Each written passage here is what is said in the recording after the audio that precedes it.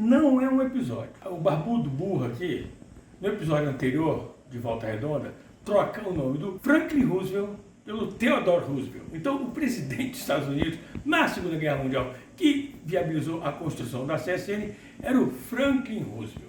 Mas eu não quero perder a oportunidade para falar o seguinte: eu tive na LED, aquele encontro Luz na Educação, e assisti a palestra do meu grande ídolo, Eduardo Bueno Peninha, e eu gravei um trecho muito interessante que eu queria compartilhar com vocês, da importância da internet na educação.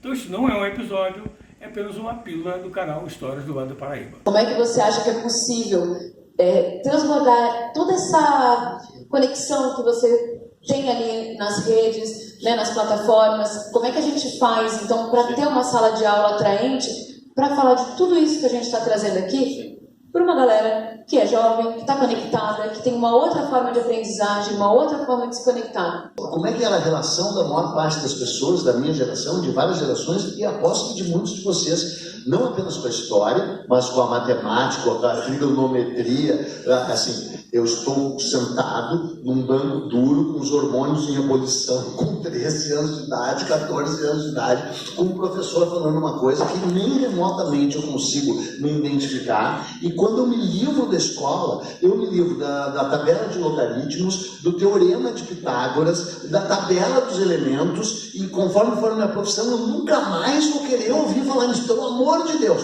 Tudo bem, eu acho que a gente consegue viver sem a teoria de Pitágoras, sabe? Sério, embora seja melhor sabê-la. Agora, você viver sem história é perigosíssimo e grave, né? Porque o povo que não conhece a sua história está condenado a repeti-la, é um chavão, é um clichê, mas é verdadeiro, e povo que não sabe de onde veio, não sabe para onde vai. É uma frase feita, é um clichê, só que é verdade, né? E a gente, quando sai do colégio, quer se livrar do colégio e da história. Tem um monte de gente que diz, como a história é chata, nome, data, data e nome, nome, data e nome, né? Por quê?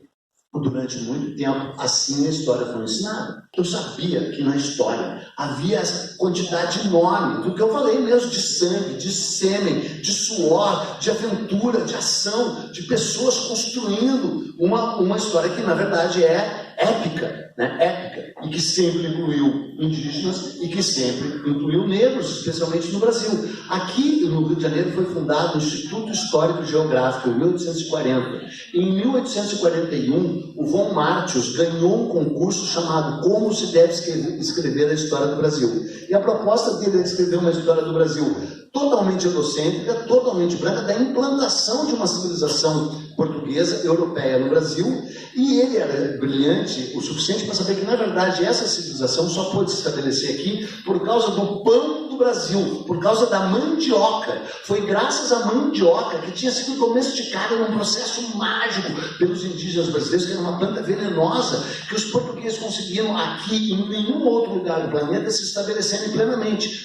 Os pé-de-luz, as trilhas indígenas, os caminhos pelos quais os portugueses avançaram para o Brasil, eram trilhas indígenas. O local onde os portugueses construíram todas as suas grandes cidades, São Paulo, Salvador, Rio de Janeiro, até aquele buraco onde eu nasci, em Porto Alegre, eram todos lugares onde haviam grandes tabas indígenas. Falei buraco onde eu nasci porque está 7 graus aquela porra.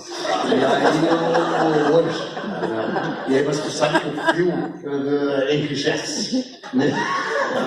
Enrijece as juntas.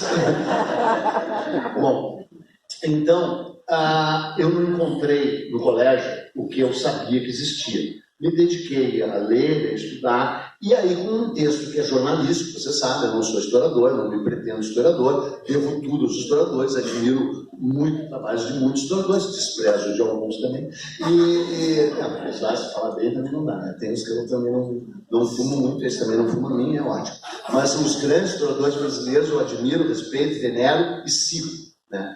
Mas eu sou um jornalista, então com o texto jornalístico, que é um texto que tem muitos méritos e alguns deméritos. Quais são os méritos? A brevidade, o estilo, a leveza, as técnicas de um lead, abre uma coisa que pega a imaginação da pessoa, ela segue lendo, termina, um estudo não é barato, mas né, e tem os seus defeitos. Quais são os seus defeitos? Generalizações, simplificações, né? Cara, não tem como ser acadêmico de verdade, mas o que eu queria era atrair as pessoas para que lessem, cita a bibliografia e lê mais.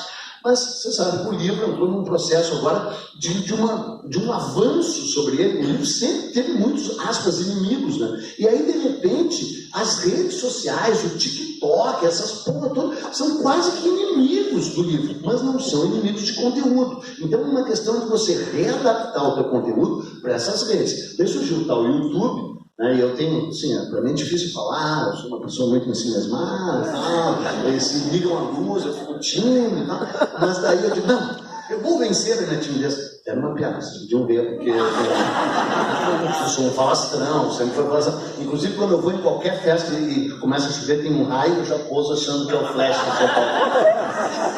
Isso é excelente, não, mas assim, eu sou um exibido natural, assim, não sou um, né? Mas não sou um exibido. Aí quando ligam aquela luz ali, eu digo, pô, vou fazer no YouTube, né? E aí o YouTube aponta um caminho, e até o debilóide TikTok, né? O TikTok é de uma debiloidice gigante.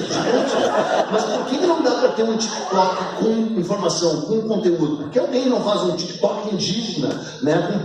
Eu sei que não é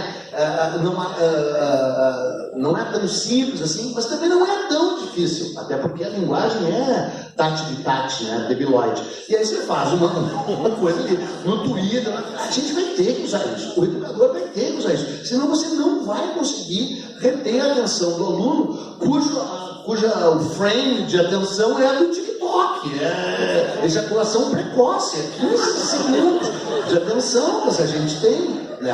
Ao mesmo tempo, se você, né, o sucesso do meu canal está muito além, claro que o sucesso do meu canal tem a ver com o jeito que eu sou, o jeito que eu falo, mas ele tem muito mais a ver com o fato de que sim, as pessoas querem saber a história, as pessoas se envolvem com a história, as pessoas sabem que a história pode ser um épico, e as pessoas sabem que só dá para construir um país decente conhecendo a sua história. E essa história, finalmente, afinal, depois do Von Martius de 1845, é uma história multiética, é uma história multidisciplinar, é uma história que finalmente, e o processo se iniciou e nunca mais vai cessar, que inclui indígenas, negros, brancos, pardos e tudo mais. Né?